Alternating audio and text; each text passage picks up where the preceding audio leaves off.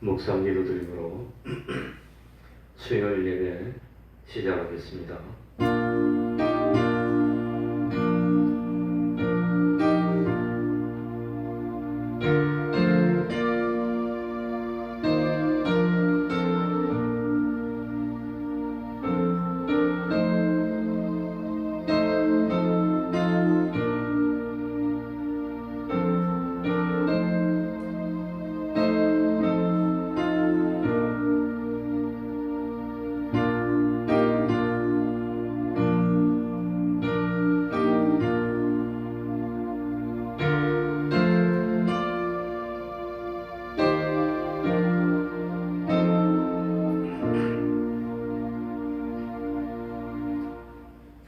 하나님 아버지, 이 시간에도 저희들을 하나님 앞으로 불러주시고 또 이렇게 예배드릴 수 있도록 은혜 베풀어 주셨으니 진실로 감사드립니다.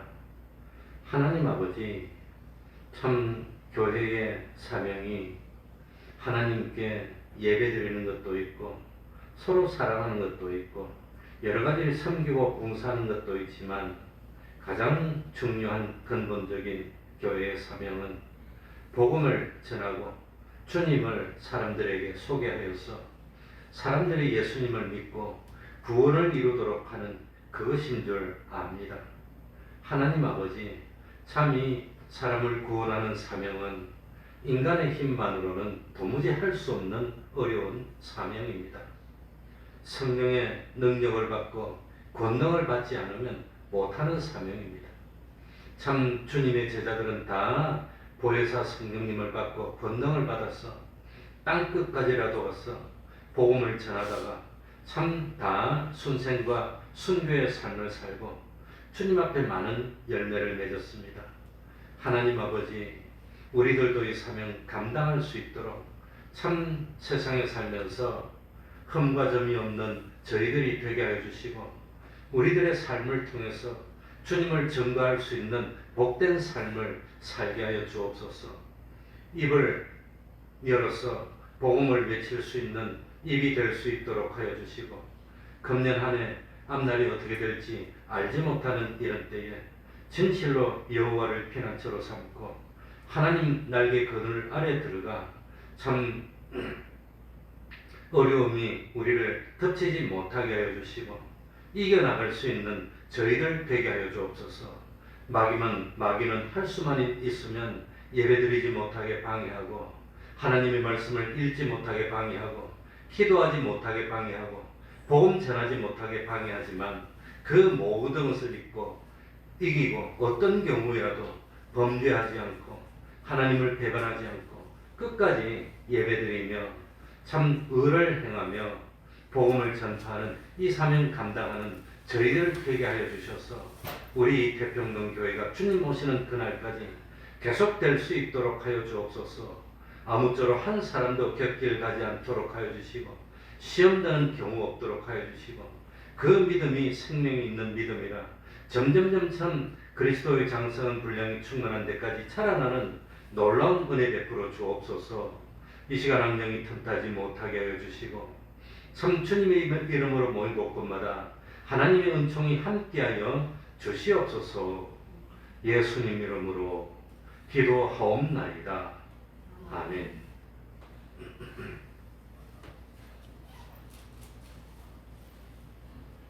오늘은 또 누가 와서 예배드리나 생각했는데 그래도 하나님께 감사드립니다.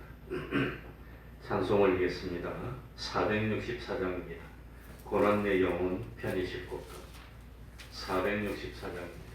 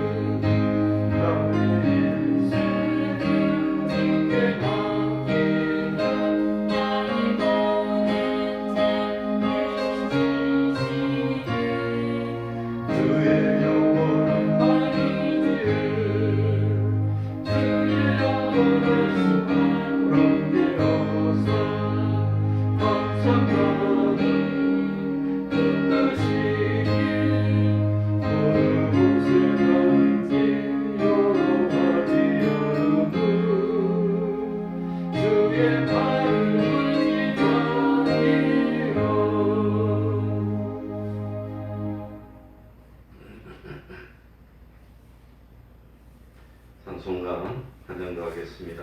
337장입니다. 337장입니다.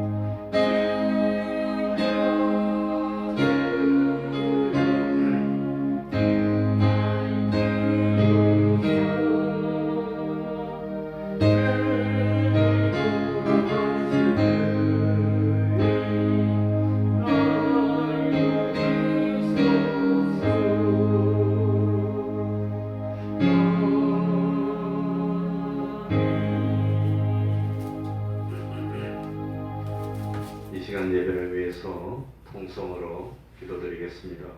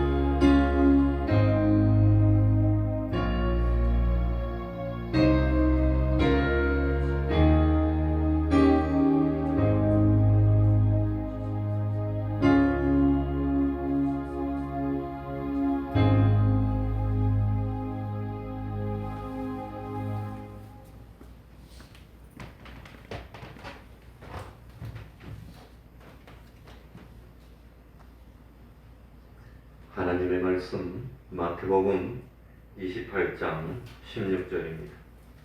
마태복음 28장 16절입니다. 마태복음 28장 16절입니다. 성경 읽기 전에 우리 창가에 화분이 2개 있는데 저게 혹시 가져가실 분이 없으면 바깥에 내놓고 버리려고 그럽니다. 근데 저게 기르는 게 까다로운 것 같아도 규칙만 지키면 되는데 매일 이 햇빛을 직접 받도록 내놓고 물은 한 보름에 한 번, 여름에는 아마 한 일주일에 한 번이나 열흘에 한 번쯤 됩니다. 지금은 한 보름에 한 번 되고. 그런데 교회에서 계속 저걸 참 창문을 열어놓고 기르기가 좀 불편해서 그냥 없애려고 그럽니다. 네. 마태복음 28장 16절입니다. 제가 읽어드리겠습니다. 11 제자가 갈릴리에 가서 예수의 명하시던 산에 이르러 예수를 배웠고 경배하나 오히려 의심하는 자도 있더라. 예수께서 나와 일러 가라사대 하늘과 땅의 모든 권세를 내게 주셨으니 그러므로 너희는 가서 모든 족속으로 제자를 삼아 아버지와 아들과 성령의 이름으로 세례를 주고 내가 너희에게 분부한 모든 것을 가르쳐 지키게 하라. 볼지어다 내가 세상 끝날까지 너희와 항상 함께 있으리라 하시니라. 아멘.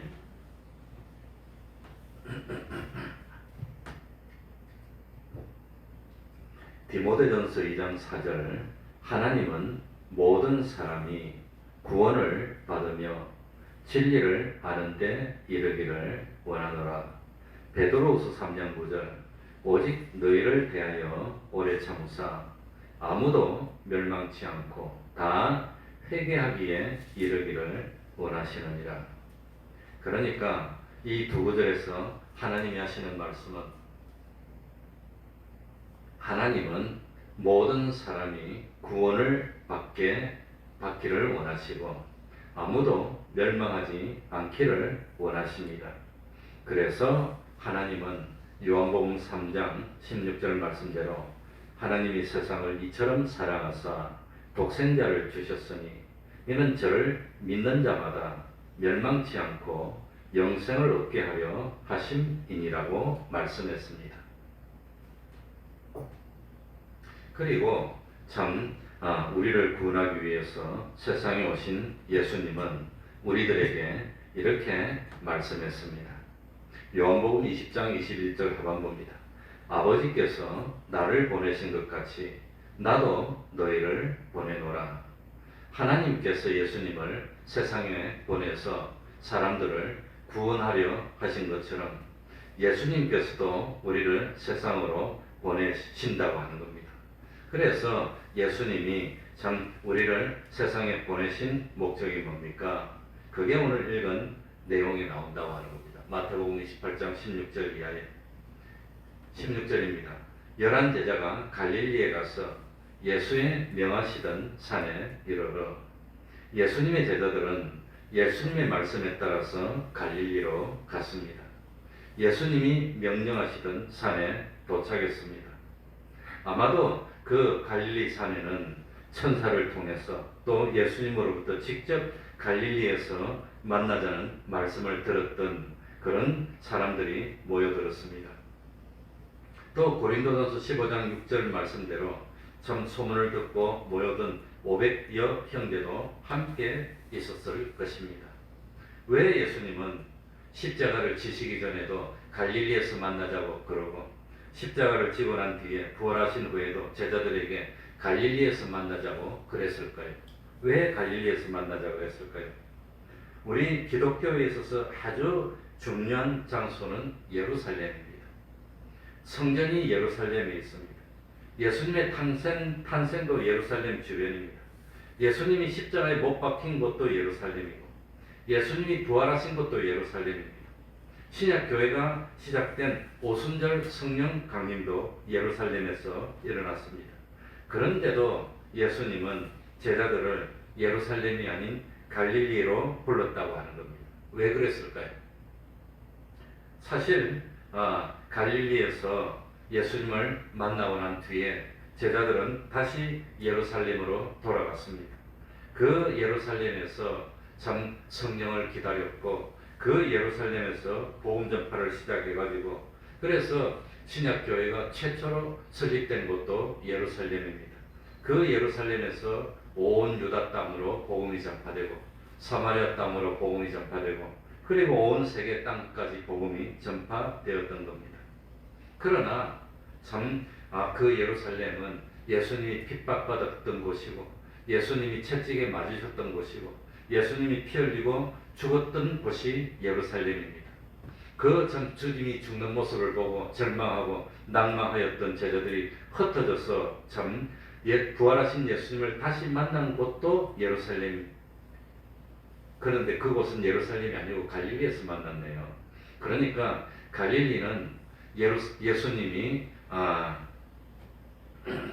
성장했던 곳이고 갈릴리는 예수님이 제자들을 불러서 하나둘 기적을 베풀고 말씀을 가르치고 함께 먹고 함께 잠을 자고 함께 복음을 전파하고 갈릴리는 예수님께서 제자들을 양육했던 곳이고 갈릴리는 예수님이 복음을 전파하면서 기적을 행했던 곳이고 예루살렘은 우리 주님이 핍박받았던 곳이 예루살렘입니다. 그러니까 참 지금은 제자들이 낙심해 있고 다시금 힘을 얻어야 될 때니까 핍박을 받고 고난을 받고 십자가를 졌던 예루살렘이 아니라 예수님과 함께 했던 추억이 있고 예수님에게 교육을 받고 오병이의 기적을 일으켰던 그런 참 추억이 있던 그런 참 실감을 했던 갈릴리가 제자들에게 필요했다고 하는 겁니다. 그러니까 참 갈릴리는 제자들이 예수님께 은혜를 받고 참 감동을 받았으며 제자들이 예수님을 체험했던 곳, 그래서 예수님과 함께 해변을 거닐기도 하고 배를 세워놓고 말씀을 듣기도 하고 그물을 던져서 물고기를 잡기도 하고 병자들을 고치기도 하고 구원의 기쁨을 맛보았던 그 참 감격을 경험했던 그곳, 예수님은 하나님의 아들이시고 우리의 구세주이심을 체험했던 그 갈릴리, 그래서 그 갈릴리에서 제자들이 다시금 옛날처럼 능력을 받고 체험을 하고 감동을 하고 잃어버렸던 열심을 되찾고 잃어버렸던 믿음을 되찾는 그 일이 필요했기 때문에 예루살렘이 아니라 갈릴리가 필요했다고 하는 겁니다. 그래서 참 예수님은 갈릴리가 필요했고 제자들을 갈릴리에서 만나자고 그랬다는 겁니다. 나중에 갈릴리에서 제자들을 예수님을 만나고 난 뒤에 그리고 궁극적으로 제자들은 예루살렘으로 갔고 땅 끝까지 가서 다 순교의 승리를 하게 됐습니다. 그런데 17절에 보면은 이런 말씀이 나옵니다. 예수를 배웠고 부활하신 예수님을 직접 만났습니다. 그래서 경배하나 오히려 의심하는 자도 있더라. 그러니까 참 우리 신앙생활에서 제일 중요한 거, 제일 먼저 해야 되는 게 뭐냐? 예수를 배웠고 주님 만나는 게 중요하다고 하는 겁니다. 주님을 만나야 됩니다. 예수님을 만나는 것보다 더 중요한 건 없습니다. 봉사하는 것보다도 여러 가지로 참 섬기는 것보다도 그래도 예수님을 만나는 게 중요하다는 겁니다. 갈릴리에는 예수님이 먼저 오셔서 기다리고 있었습니다. 예수님의 제자들은 이미 두 번, 세 번 부활하신 주님을 만났고 의심하던 도마도 이미 주님을 만났습니다. 그래서 못자국을 보고 손에 있는 허리에 있는 창자국을 보고 예수님이 주님 되심을 고백했었습니다. 그리고 여자들 가운데서도 이미 부활하신 예수님을 만났던 사람들이 있었습니다. 그런데 이 사람들은 의심 없이 주님을 만나던 순간 경배하고 기뻐하고 그랬습니다. 그러나 부활하신 주님을 만나는 이 와중에도 참 예수님을 보면서도 의심하는 사람들이 있었다고 하는 겁니다. 그러니까 참 요한복음 9장에 보면은 날 때부터 소경되었던 사람을 고쳐주는 걸 보면서 대부분의 사람들은 기뻐하고 주님께 경배하고 하지만 그 사실을 보면서도 주님을 의심하고 핍박하고 죽이려고 했던 사람이 있습니다. 죽은 지 나흘이나 돼서 썩어서 냄새나는 나사로를 예수님이 기적처럼 살렸습니다. 그래서 죽었던 나사로가 붕대를 감은 채 수의를 감은 채 칭칭거리고 나오니까 수의를 벗겨주고 놀라고 했던 그걸 보면서 대부분의 사람들은 주님 앞에 무릎 꿇고 주님을 믿고 경배하고 섬겼는데 그 죽었던 나사로를 살리는 모습을 보면서도 주님을 안 믿고 주님을 죽이려고 했던 사람이 있다고 하는 겁니다. 세상에는 그런 사람이 있습니다.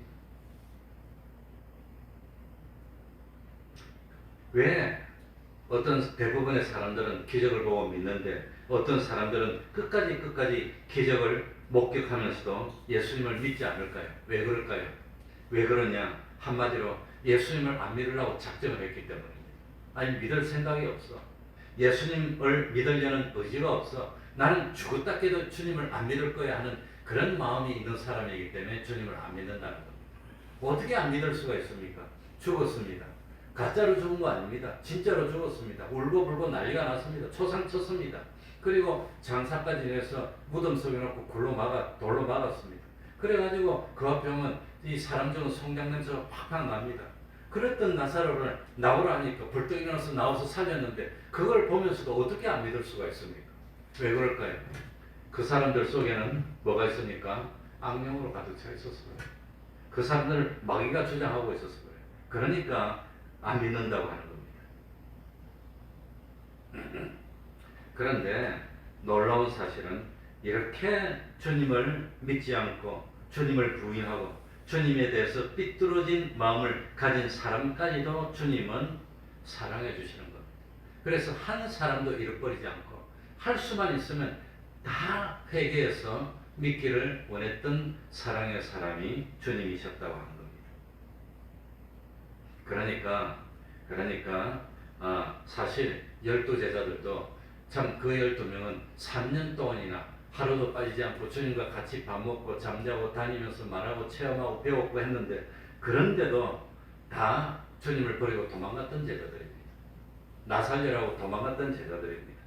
부활하신 예수님께 대해서 믿지 못했던 제자들입니다.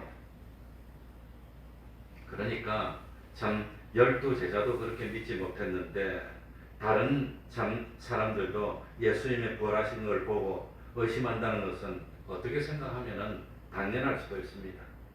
그런데 참 이렇게 의심하던 사람들, 겁을 내고 숨어있던 사람들, 도망쳤던 사람들이 변화되어서 참 예수님을 믿게 되고 결국은 주님을 위해서 땅끝까지 가서 복음을 전하다가 피를 뿌리고 순교의 제물이 되도록 변화된 이유가 뭐냐? 변화된 이유가 뭐냐? 뭘 받았느냐? 성령을 받았다는 겁니다. 성령을 받으면 용기가 생기고 그냥 뭐 감동이 오고 걱정 염려가 안 되고 그냥 용기가 나는 겁니다. 그래서 성령을 받아야 되는데, 근데 우리 장로교의 제일 큰 단점이 뭐냐? 성령을 너무 참 어려워하고 멀리하는 게 그게 단점입니다. 성령을 받아야 감동이 오고 열이 팍 나가지고 나가서 외치고 그냥 확 열심을 낼 텐데 우리는 좀 그런 게 좀 부족해. 그게 좀 문제입니다. 그러니까 저도 뭡니까? 오후에 5층에 있는 우리 물 끓이는 물 끓이는 스테인리스 그게 자꾸 물이 새더라고요. 사실은 저 지난주도 와보니까 물이 새가지고 수건에 다 차서 엉망이 돼 있어요. 그래서 내가 수건 치우고 갈았어요. 그런데 지난주도 와보니까 또 수건이 물새가 엉망이 됐더라고요. 분명히 월요일 날은 물 안 새는 걸 내가 확인했는데, 그런데 금요일쯤 와보니까 다 샜더라고요. 근데 다행스럽게 물이 많지가 않아가지고 수건만 젖고 땅바닥에 안 떨어졌더라고요.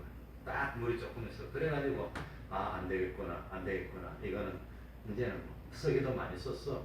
20년을 썼으니 많이 썼지. 뭐 2002년도에 사가지고 2023년이니 지금. 그러니까 갈 때도 됐다. 이래가지고 단순하게 이제 가려고 새 걸 샀는데 좀 크지 못했어. 그래가지고 잘못 샀구나. 하나님의 뜻이 뭡니까? 곰곰이 생각하면서 올라가서 다시 봤어요. 다시 딱 보니까 뭡니까? 만든 데가 어디고 전화번호가 딱 나와 있더라고요. 그래가지고 그 전화로 전화하니까 전화를 받고 그 회사가 그대로 있어. 인터넷 찾아보니까 지금도 그거 만들고 있어요. 그래가지고 전화를 해서 물어보니까 꼭지에서 물이 샌다니까 꼭지 그거 다 똑같은데 하나 새거 사서 갈면 되겠냐고 그러더라고요. 왜 그 생각을 못했을까 내가. 왜 그 생각을. 꼭지 갈면 되지. 그래가지고 꼭지를 가려고 보니까 손잡이가 튀어나와서 이게 안 돌아가. 그래서 손잡이를 떼내야 될 것 같아서. 그래서 어리석은 나는 잘 모르니까. 그러니까 그래도 성령님이 가르쳐서 꼭지를 갈면 된다는 걸 생각해서 우리 임태규 집사님한테 전화해서 한번 와서 보시라고 그래서 요즘 새벽기도를 나오시니까 와가지고 올라와서 딱 보니까 씩 웃더니 뭡니까 스패너로 딱딱 돌리니까 꼭 이 손잡이 있어도 안에 나사만 돌리니까 빠지더라고요. 그래가지고 세월로 갈았습니다. 16,000원 주고 사가지고. 또 20년 쓸 거예요, 앞으로. 그러니까, 왜 내가 그 생각을 못했을까? 꼭지만 갈면 되는 걸, 그걸 몰랐어. 그러니까, 이 사람이 그 간단한 것도 성령님이 와서 감동을 시켜줘야 그걸 깨닫는데, 그러지 못하면 안 된다고 하는 겁니다. 그러니까, 신앙생활에서 중요한 것은 뭐냐? 주님 만나는 겁니다. 또 중요한 것은 뭐냐? 주님이 약속하신 성령을 받아야 되는 겁니다. 성령을 받지 않고 자꾸 세상적으로 생각하고 이리 생각하고 저리 생각하니까 안 돼. 안 돼. 나는 너무 이 세상적인 걸 참 보는 눈이 그래서 나는 안 돼. 나는 안 돼. 그래 나는 일이 부족한 모양입니다. 그래 오늘도 보면은 분명히 한국은행의 기준금리가 3.25인데 은행금리가 5.34까지 올라갔다가 지금 3%로 떨어졌어요. 그건 비정상입니다. 국가에서 강제로 은행을 찍어 눌러서 비정상적으로 금리가 5% 있던 게 3%로 떨어졌어. 그럴 수는 없는 겁니다. 그런데 이금융권은 지금도 5.3으로 도로 올랐더라고, 금리가. 그게 무슨 뜻이냐? 국가에서 강제로 1금융권에 있는 돈을 2금융으로 보내는 겁니다. 그러니 1억이 있으면 금리 2% 차이 나면 1년에 200만 원 차이 나는데 누가 은행에다 갑니까? 2금융으로 가지. 그거는 국가에서 의도적으로 2금융권으로 자금을 밀어내는 겁니다. 은행권에 있는 돈들을. 왜 그러냐? 그만큼 이금융권들이 위험하다는 뜻입니다. 돈이 자꾸 거기서 빠져나가서 위험하고 어렵고 잘못하면 은행들 지급 거절 사태 나면 은행 부도나는 겁니다. 그러면 이 경제는 심리이기 때문에 하나만 부도나면 난리가 나죠. 너도 나도 돈 찾으려고 그러면 은행은 원래 너도 나도 돈 찾으면 부도나게 되어 있습니다. 왜냐하면 은행이 100억을 예금받으면 10억밖에 안 가고 90억은 대출해줬어. 그런데 30명 와서 30억 내놓으라면 어디 나옵니까? 돈 없는데. 그럼 부도나는 겁니다. 만약에 한 군데만 그러면 너도 나도 다 찾아서 은행을 못 믿으면 다 돈 찾으면 나를 박살나고 끝나는 겁니다. 원래 은행 그렇습니다. 그런데 은행에 대해서는 든든하다고 생각하니까 믿고 맡기고 하니까 괜찮지, 불안하니까 안 되겠다고 너도 나도 와서 내놓으라면 은행 금방 쓰러집니다. 망합니다. 그 경계는 심리입니다. 심리.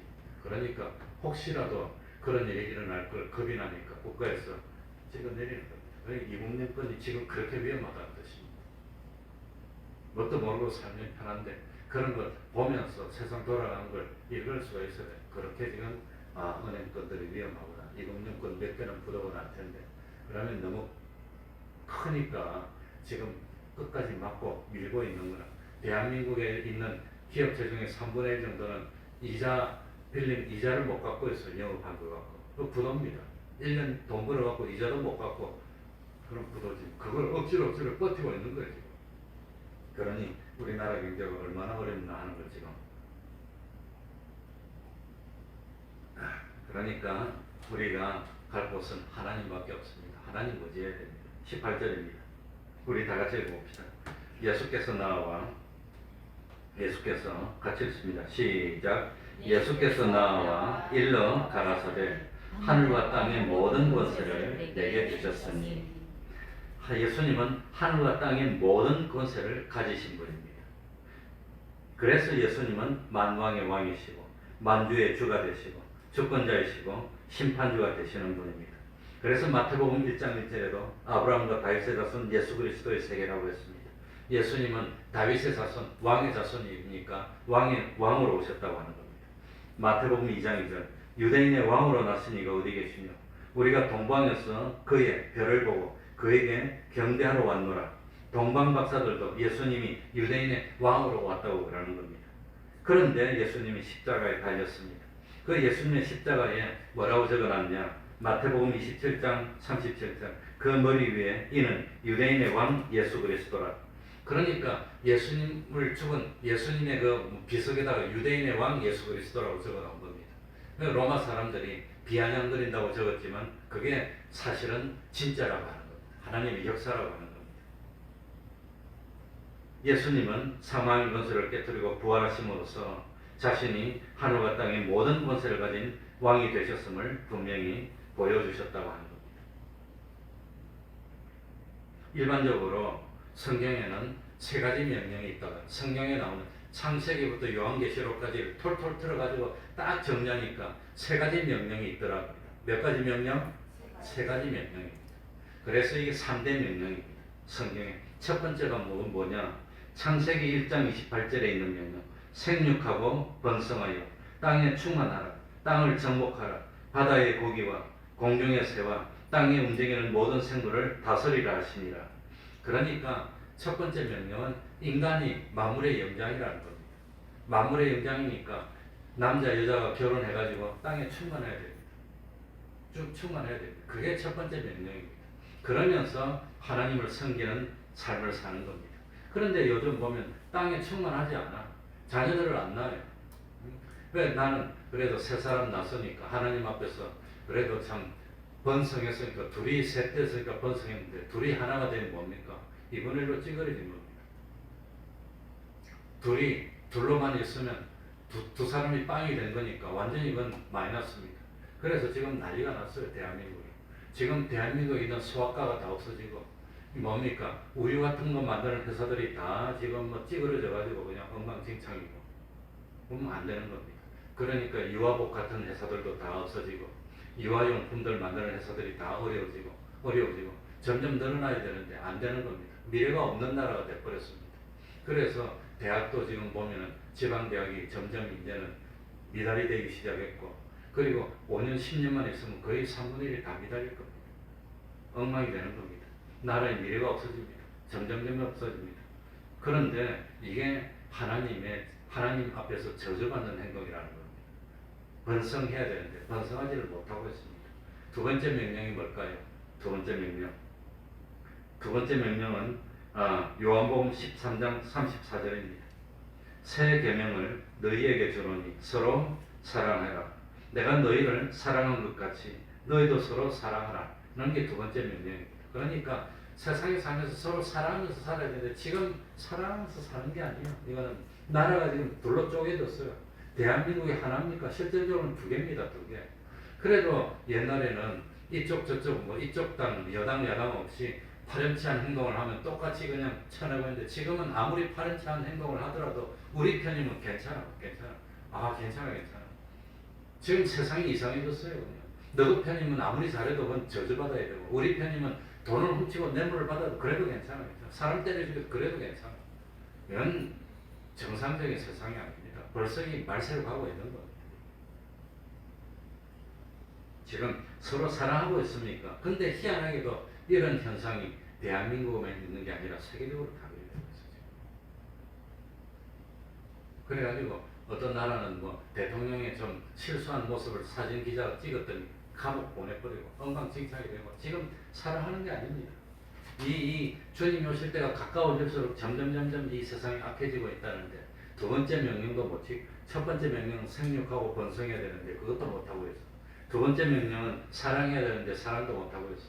세 번째 명령은 뭡니까? 오늘 본문에 나오는 바로 이 명령이라고 하는데 땅 끝까지 가서 복음을 전하고 사람을 구원하는 복음 전도의 사명을 주셨다고. 요거 세 가지입니다. 세 가지. 그 세 번째 명령이 오늘 본문에 나오는 19절 그러므로 너희는 가서 모든 족속으로 제자를 삼아 아버지와 아들과 성령의 이름으로 세례를 주고 내가 너희에게 분부한 모든 것을 가르쳐 지키게 하라. 요것이 세 번째 명령입니다. 이게 성령의 3대 명령. 첫 번째는 뭐였지요? 생육하고 번성하고 다스려서 세상의 주인이 되는 건데 생육하고 번성하지 못하고 있어. 그거 다 죄입니다. 그것도. 두 번째는 뭡니까? 그러니까 요즘 집집마다 보면 결혼 안 한 자식들이 없는 집이 없어. 없는 집 다 있어 그냥. 목사님들 가정도 마찬가지 똑같아요. 우리 집에는 셋 다 갔다 하니까 기적이래. 기적. 그런 집이 없대요. 요새. 보면은 그냥 다 안 가고 있어. 옛날에는 어려도 가고 쉬어도 가고 좋아도 가고. 그래가지고 우리 동료 목사님은 결혼할 때 너무 가난해서 100만 원짜리 뭐 보증금 100만 원에 월세 10만 원짜리 사골세를 얻어서 살았는데 요즘 같으면 그러면 시집 올 사람이 있겠어요? 누가 옵니까? 그래가지고 여자가 그건 어떠 잘 모르고 농 같은 걸 사가지고 혼수 사가지고 보냈는데 와가지고 이제 들어가려고 보니까 문이 좁아서 농이 안 들어가는 거야. 그래가지고 울고 결혼하기 전에 그래가지고 할 수 없이 망치로 그냥 담을 끌어가지고 집어넣고 tum을 세우고 그러면서도 행복하게 살고 힘들게 살고 어려도 돈을 벌고 했는데 요즘은 세상이 차라리 혼자 살지 말라고 안 가 결혼 안 해요. 첫 번째 명령도 안 들고 두 번째 명령은 사랑하고 살고 있습니까? 지금 사랑 못하고 있어요.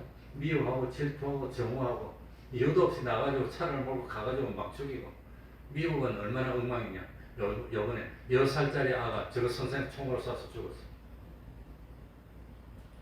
미국은 한 해에 총 쏴가 죽는 사람이 뭐 몇만 명이라더라. 아유, 그러니 총 가지고 있는 건 목강에도 못하고 있어. 또 총 만드는 사람들이 로비해가지고 그 법을 못 만들게 막고 있었어. 총으로 쏴 죽여도 그건 나쁜 총이고 좋은 총으로 막으면 된다 그러고 총은 더 팔린대. 지금 더 팔린대. 총 쏴 죽이니까 너도 나도. 세상이 그러고 있어요. 세 번째는 전도입니다. 근데 요즘 전도를 못하고 있어요. 1년, 2년 전만 하더라도 그래도 전도 학교 앞에 가서 전도했는데 지금은 전도하면 이상하게 봐갖고 전도를 못하게 돼버렸어요. 이상한 사람 취급해. 우리 주일 학생이 없어 그랬어. 주일 학생 좀 데려와야 되는데 요새 길거리 가다 교회 가자면 납치범인가 112를 신고할 거야. 못하게. 이게 이제 세 가지 다 못하게 됐으니 이제는 주님 오실 때가 가까워지는 그런 생각이 듭니다. 그러니까 참 마태복음 19장의 부자 청년은 참 영생을 얻고 싶어서 주님을 따라다니면서 어떻게 영생을 얻을 수 있습니까? 그러니까 이 부자 청년은 자기가 가진 소유를 제일 중요시 여기니까 너 소유를 팔아서 가난한 사람 주고 영생을 사라고 했더니 영생을 못 사고 자기 소유를 습해하고 갔다고 하는 겁니다. 지금 우리도 그런 것 아니냐? 나는 세상이 좋으니까 세상의 불경화를 누리고 그리고 영생도 주면 안 됩니까? 그러니까 주님 그렇게는 못해. 네가 제일 중요하게 여긴 걸 내놔야 영생을 줄 수 있어. 영생을 사는 값은 자기 모든 것을 내놔야 되는데 그거 못 내놓겠다고 하는 겁니다. 그러면 영생을 못 얻는 겁니다. 그래서 하나님보다도 귀중히 여기는 것이 하나라도 있으면 그 기준이 여기는 것 그것에 맡겨서 영생을 얻지 못하는 겁니다. 그래서 나온 말씀이 뭡니까? 주와 복음을 위해서 부모나 자식이나 처자나 아내나 땅이나 전토나 농 모든 집이나 이런 걸 다 손에 당한 사람은 영생을 얻는다고 그랬습니다. 그러면서 이 땅에서 100배나 주신다고 그랬습니다. 그런데 그런 믿음이 없다고 하는 겁니다. 그런 믿음이 있어야 되는데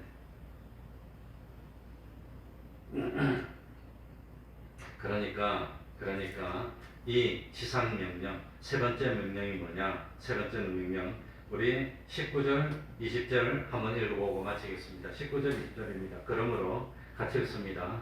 시작. 그러므로 너희는 가서 모든 족속으로 제자를 삼아 아버지와 아들과 성령의 이름으로 세례를 주고 내가 너희에게 분부한 모든 것을 가르쳐 지키게 하라. 여기까지가 명령입니다.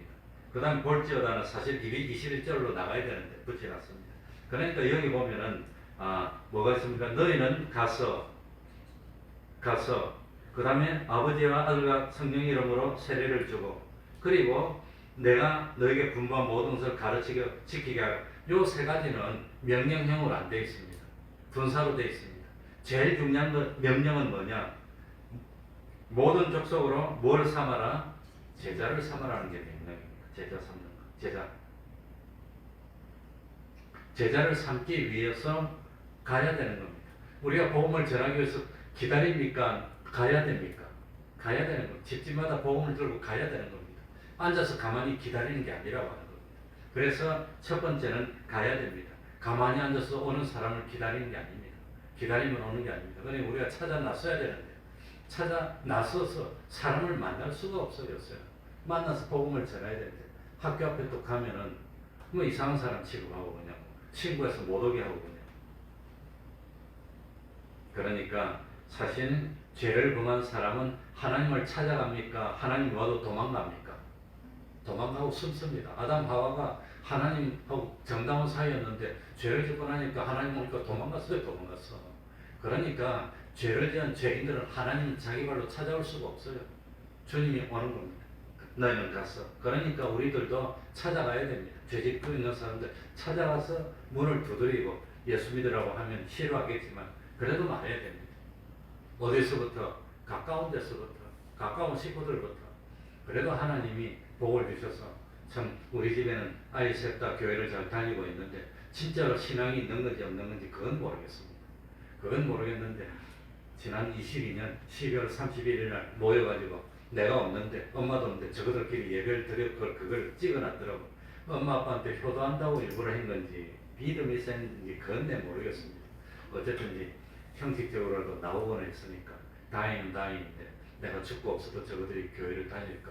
교회를 다니는 믿음이 있으면 세상에서 성공한 겁니다.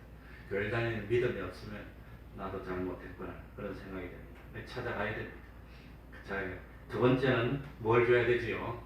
세례를 줘야 됩니다. 그러면 한번 물어봅시다. 세례를 못 받아도 하늘나라 갈 수 있을까요? 못 갈까요? 세례를 못 받았는데 하늘나라 갑니까? 못 갑니까? 하늘나라 구원은 무엇으로 얻는 거지요? 믿음으로 얻는 겁니다. 그래서 세례를 못 받아도 하늘나라 가는 데는 지장이 없습니다. 그러나 문제는 뭐냐? 참 세례는 뭡니까? 믿는 사람들 앞에서 내가 예수 믿는다는 걸 고백하는 겁니다. 그러고 세례를 받는 겁니다. 그런데 마태복음 10장 32절 30절 누구든지 사람 앞에서 나를 시인하면 나도 하늘에 계신 내 아버지 앞에서 저를 시인할 것이요. 누구든지 사람 앞에서 나를 부인하면 나도 하늘에 계신 내 아버지 앞에서 저를 부인하리라. 믿는 형제들 앞에서도 떳떳하게 시인하지 못하는 신앙인데 안 믿는 사람들 앞에서 시인을 할 수 있습니까? 그러니까 그런 사람은 하늘나라를 갈지는 모르지만 하늘나라 가도 부끄러운 그런 사람이 될 겁니다. 그러니까 세례를 행하는 것은 하나님이 우리 예수님이 세례를 행하라고 명령했기 때문에 믿는 사람이라면 당연히 받아야 믿는 사람이 밥을 먹고 사는 것처럼 예수 믿는 사람이라면 당연히 뭘 받아야 됩니까? 세례를 받는 겁니다. 여러 사람 앞에서 나는 여러분하고 똑같이 믿는 사람입니다는 걸 고백하고 세례를 받는 겁니다. 그 다음에 세 번째는 뭐냐? 내가 너희에게 분부한 모든 것을 가르쳐 지키게 하라. 우리말 성경에는 지키는 것을 강조하고 있는 것 같이 보이지만 사실 원어는 뭡니까? 가르치는 걸 강조하고 있습니다. 지키도록 가르치라. 그러니까 가르치는 게 더 중요합니다. 말을 듣든지 안 듣든지 우리는 복음의 씨앗을 뿌리는 겁니다. 그래 또 가르치고. 그러니까 부모는 제일 중요한 건 뭐냐? 제일 먼저 자녀들에게 가르쳐야 됩니다. 자녀들에게 가르치고 또 가르치고 안 들어도 또 가르치고 귀에 못 닦아리 않도록 또 가르치고. 그래서 부모님이 죽고 세상에 없어도 우리 엄마 아버지가 이렇게 했는데 그걸 생각하고 하나님 앞에 나올 수 있도록 가르쳐야 됩니다. 가르치는 것. 그래서 제자로 삼는다는 것은 구원을 얻도록 하라는 겁니다. 구원을 얻도록 하기 위해서 우리 주님이 약속을 해줬습니다. 그게 20절 끝에 나옵니다. 볼지어다 내가 세상 끝날까지 너희와 항상 어떻게 하리라? 함께, 주님이 함께 해주신다는 겁니다. 주님. 그래서 예수님이 탄생하실 때도 뭐라고 했지요? 마태복음 1장 23절 보라 처녀가 잉태하여 아들을 낳을 것이요 그 이름을 무엇이라 하리라? 임마누엘. 임마누엘이 무슨 뜻이지요? 이를 번역한즉 하나님이 우리와 함께 계시다. 임마누엘이 뭡니까? 예수님이 임마누엘인데 임마누엘인 이유가 뭐냐? 주님이 우리와 함께 한다는 겁니다. 그리고 예수님이 세상을 떠나면서도 뭐라고 했습니까? 너희와 항상 세상 끝날까지 함께 있으리라. 주님만 함께 해주신다면 나는 겁나는 거 없는 겁니다. 주님이 나와 함께 해주신다고 했어. 그래서 나는 돈키호테가 되기로 작정했습니다. 세상 누가 뭐라더라도 나는 주님 편에 서면 돼. 주님만 날 알아주시면 돼. 세상 사람들 다 날 오해하고 몰라주신다 하더라도 내 중심을 주님만 알아주면 돼. 주님이 심판주니까. 사람들이 심판하는 거 아니니까. 사람들은 사람을 다 속이고 껍데기로 알고 뭐 참 봄도 친정 아비 집에 속하고 다 그러지만 주님은 그러지 않으니까. 주님이 나와 함께 해주기 때문에 이길 수 있다고 하는 겁니다. 갈릴리에서 참 500여 형제와 함께 하셨던 주님은 12 제자들과 함께 했고 나중에 120문도와 함께 했고 지금도 우리와 함께 해주심을 내가 믿습니다. 그렇기 때문에 나는 뭐 보시는 것처럼 골골한 것 같아도 하나님 앞에서는 외롭지 않습니다. 나는 생명 다하는 그날까지 주님과 함께 할 겁니다. 끝까지 믿고 복음을 전하고 나중에 하늘나라 가서 기쁨으로 주님을 만날 겁니다. 기도하겠습니다. 하나님 아버지 감사드립니다. 세상 끝날까지 주님이 함께하여 주심을 믿습니다. 그러기 때문에 외롭지 않습니다. 그러기 때문에 힘들지 않습니다. 그렇기 때문에 담대함을 가지고 굳굳하게 어제도 오늘도 내일도 나는 주님과 함께하며 동행하는 삶을 살기로 작정했습니다. 세상 사람들이 알아주든 몰라주든 누가 무슨 말을 하더라도 나는 하나님만 기쁘시게 하고 하나님만 바라보고 하나님만 의지하고 하나님 말씀에만 순종하지 하나님만 두려워하지 하나님 외에는 두려운 것도 없고 사랑할 것도 없고 바라볼 것도 없습니다.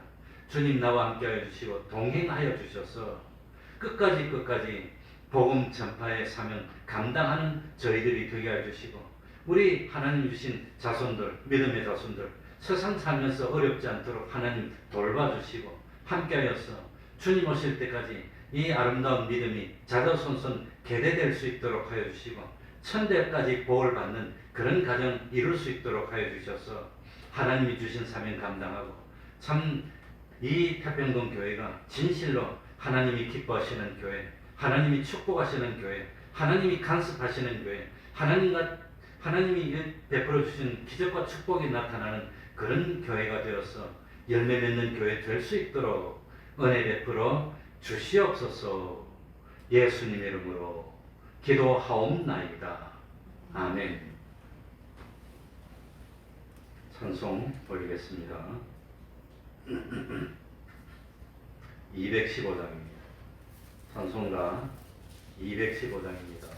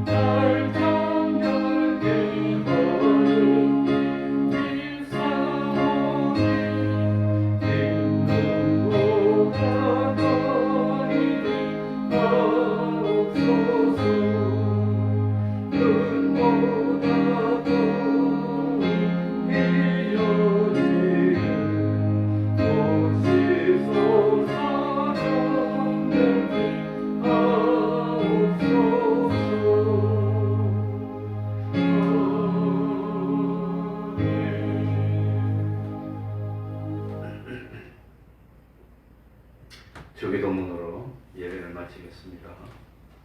하늘에 계신 우리 아버지여, 이름이 거룩히 여김을 받으시오며 나라의 임하옵시며 뜻이 하늘에서 이루는 것 같이 땅에서도 이루어지리라.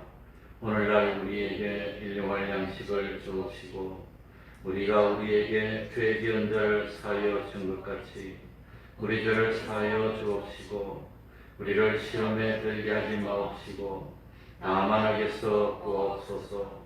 대개 나라와 권세와 영광이 아버지께 영원히 있사옵나이다.